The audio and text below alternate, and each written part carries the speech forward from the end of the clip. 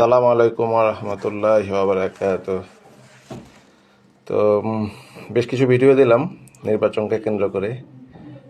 তো আমি অবশ্যই আপনি ভোটটা দিন মুসলমানদের পক্ষে, ইসলামের পক্ষে।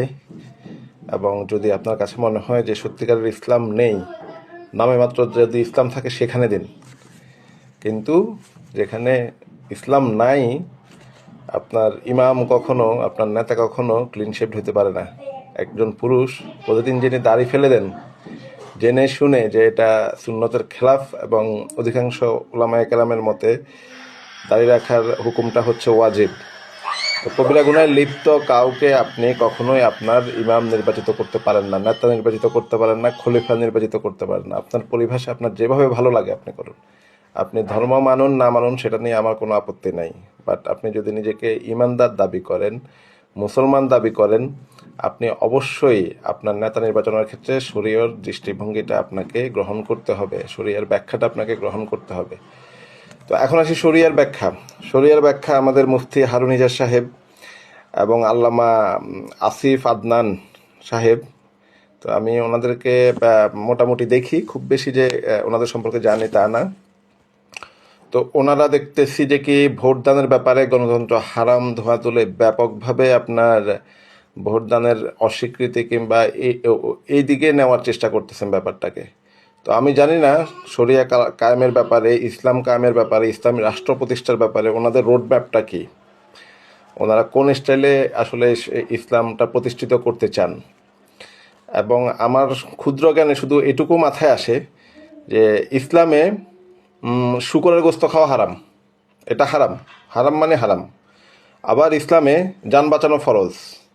তা আপনি যদি যান বাঁচানোর জন্য আপনার কোনো উপায় নাই, আপনি কিছুই আর পারবেন না, কোনো কিছুই নাই, আপনার সামনে কোনো অপশানই নাই, ওই মুহূর্তে আপনার জন্য শুকরের গোস্ত খাওয়া কিন্তু জায়েজ। এটুকুই বললাম। তো এটুকুতে যদি কোনো বুঝ না আসে তাহলে আসলে আর বিস্তারিত আলাপের আগে জানাশোনার বেশি প্রয়োজন। আসলে আমরা একটু জানতে চেষ্টা করি, বুঝতে চেষ্টা করি। এই কারণে আমার খুব ভালো লাগে যে শায়েখ আহমদুল্লাহ একটি মাদ্রাসা প্রতিষ্ঠা করেছেন, মাদ্রাসাতুস সুন্নাহ তিনি নাম দিয়েছেন। এবং তার একটা ট্যাগলাইন হলো যে ওনার মূল উদ্দেশ্য একটা হলো যে যুগ সচেতন আলেম তৈরি করা। তো আমাদের আলেমদের যুগ সচেতনতার যে বড় ধরনের ঘাটতি রয়েছে এটা আমাদের আলেমদের কাছ থেকেই আমরা বুঝতে পারি। তাদের বিভিন্ন ধরনের অবস্থান থেকে আমরা বুঝতে পারি তারা রাজনীতি সচেতন নন, সমাজ সচেতন নন, রাষ্ট্রচিন্তা সম্পর্কে তাদের যথেষ্ট ঘাটতি রয়েছে, প্রশাসনিক ব্যাপারে, ডিসিশন মেকিংয়ের ব্যাপারে তাদের যথেষ্ট ঘাটতি রয়েছে। সমস্যা হলো তারা এগুলা স্বীকার করেন না। এগুলা স্বীকার করে, এগুলাকে অ্যাকসেপ্ট করে আপনি যদি আপনার প্রত্যাশিত জ্ঞান অর্জন করতে চান তাহলে অবশ্যই ইসলামের দ্বার অবারিত এবং উন্মুক্ত। এবং ইসলামের মতো এত বড় লিবারেল উদার পন্থা অন্য কোথাও নেই। তো সংকীর্ণতা পরিহার করে, সংকীর্ণতা পরিহার করে ওয়াইড অ্যাঙ্গেলে, ব্রডার রেসপেক্টে চিন্তা করে আপনার মতামত দিন। অবশ্যই ভোট দিন, ইসলামের পক্ষে ভোট দিন। আমি কোনো মার্কা নির্দিষ্ট করে দিব না। আপনার আসনের যোগ্য প্রার্থী যিনি, যাকে ভোট দিলে আপনি একজন নামের মুসলমান কিংবা আপনার কম মুসলমানকে পরাজিত করতে পারবেন, সেই শক্তিশালী ইসলামী প্রার্থীকে ভোট দিন। তাহলে আপনার কাছে পরিষ্কার হয়ে যাবে মেসেজটা ইনশাল্লাহ।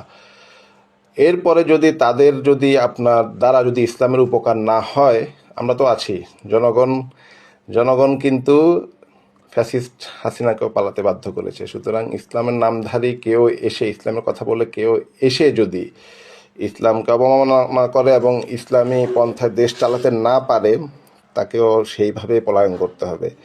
জানি না কোন দেশে, কারণ তাদের জন্য ইন্ডিয়া কোনো অপশান না, তাদের আসলে বঙ্গোপসাগর ছাড়া কোনো উপায় থাকবে না।